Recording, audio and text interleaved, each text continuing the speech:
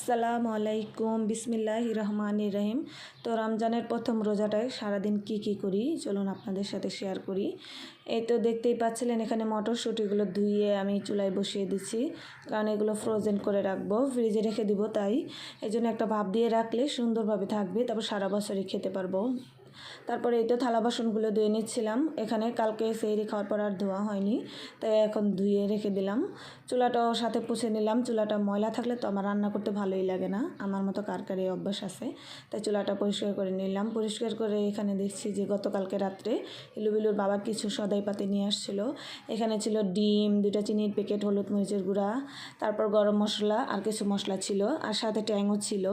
তো এখানে এলাচ, লং আর গোলমরিচ ছিল। আরেকটা নতুন মশলা নিয়ে আসছে, এটা হচ্ছে সম্ভবত স্টার, আপনারা জানলে বলবেন কি মশলা। আর রান্নাঘরে এসে দেখি আমার মটরশুঁটিটাও হয়ে গেছে, তাই একটু নামিয়ে এটাকে ঝরিয়ে নিলাম। আর রুমে এসে দেখি রুমের তো কী অবস্থা, আর এখান দিয়ে ইলুবিলো জানলা দিয়ে তার বান্ধবীর সাথে গল্প করছিল।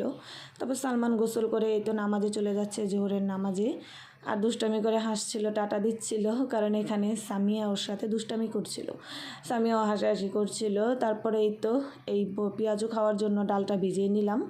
একবারই বেশি করে ভিজিয়ে ব্লেন্ড করে ফ্রিজে রেখে দেবো, তাহলে আর রমজানে কষ্ট হবে না। প্রতিদিন না, শুধু নামিয়ে বানিয়ে নিলেই হবে।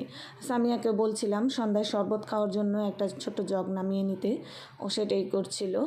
তারপরে এই তো দেখতে পাচ্ছেন সালমান এই যে নামাজ থেকে চলে আসছে, আর এই সময়ের মধ্যে আমি ঘর পুরো ক্লিন করে নিলাম। সবগুলো রুমই পরিষ্কার করে নিয়েছি যতটুকু পারছি। ছোটো বাচ্চা কাচ্চা নিয়ে তো আর এত কিছু করা যায় না। তারপরে এই তো এই রুমটা, সালমানের রুমটাও পরিষ্কার করে নিয়েছিলাম, আপনাদের সাথে তো শেয়ার করলাম। তারপরে এই তো গোসলের আগে আমি এখানে মাছ ভিজিয়ে নিচ্ছি, যে এই তো সন্ধ্যাবেলা রান্না করব, তার জন্য মাছটা ভিজিয়ে নিলাম। আর এই তো দেখতে পাচ্ছেন যে এই ঝাটকা মাছগুলো, এগুলো কিন্তু আমার বাবার বাড়ি থেকে, মানে গ্রাম থেকে পাঠানো হয়েছে, আমার মা পাঠিয়েছিল। এগুলো একদম টাটকা ফ্রেশ পদ্মার মাছ, এগুলোর সাথে সাথে ধরেই কেনা হয়েছে। আমাদের বাড়ির পাশে এক চাচা আছে, ওনারা এগুলো পদ্মা থেকে ধরে, তা আমার মা বললো যে তোর জন্য পাঠিয়ে দে। অনেকগুলো পাঠিয়েছিল, এখানে অল্প ছিল, আমি বাকিটা ফ্রিজে রাখছি। আর রান্নার জন্য এই তো মাছ যা লাগবে তা নিয়ে নিলাম। সাথে তো দেখতে পাচ্ছেন ডাল আর আলু সিদ্ধ বসিয়ে দিয়েছিলাম, 2 চুলায় 2টা। রান্নার প্রস্তুতি নিচ্ছি। তবে তো আমার দেরি হয়ে গেছিলো, আজকে কাজ করতে করতে প্রথম রমজানেই আমি এখানে ইফতার বেজে নিচ্ছিলাম, ছোলা ভুনা করে নিচ্ছিলাম, তাড়াহুড়া করছিলাম, কারণ আজানের প্রায় কাছাকাছি।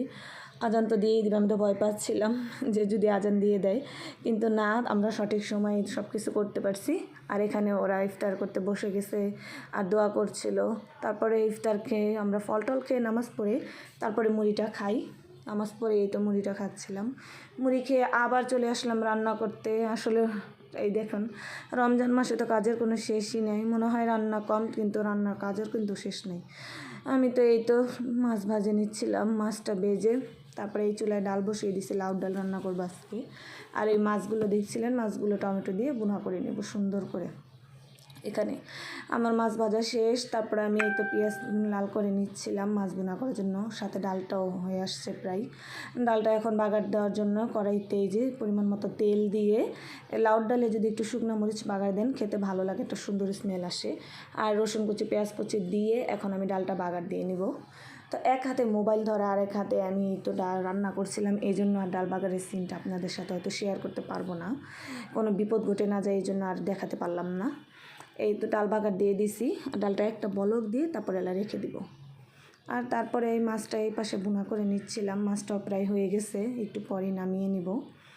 নাড়াচাড়া দিতে যেহেতু আমার একটা মাছ প্রায় ভেঙেই যাচ্ছিলো, কারণ আনাম মাছ ছিল তো, এই জন্য ভেঙে যাচ্ছিলো। আর ডালটা প্রায় বলক এসে পড়ছে, এখন চুলাটা বন্ধ করে নামিয়ে নিব। এই তো দেখতেই পাচ্ছেন ইফতারের পর কত থালা বাসন হয়ে গেছে আমার। তারপরে এই যে রান্না শেষে পুরো রান্নাঘরটা আমি একদম ক্লিন করে নিলাম, ক্লিন করে রাতে আমি খেতেও বসে গেছি। তারাবি নামাজের পরে আমি একটু ভাত খেয়ে নিচ্ছিলাম।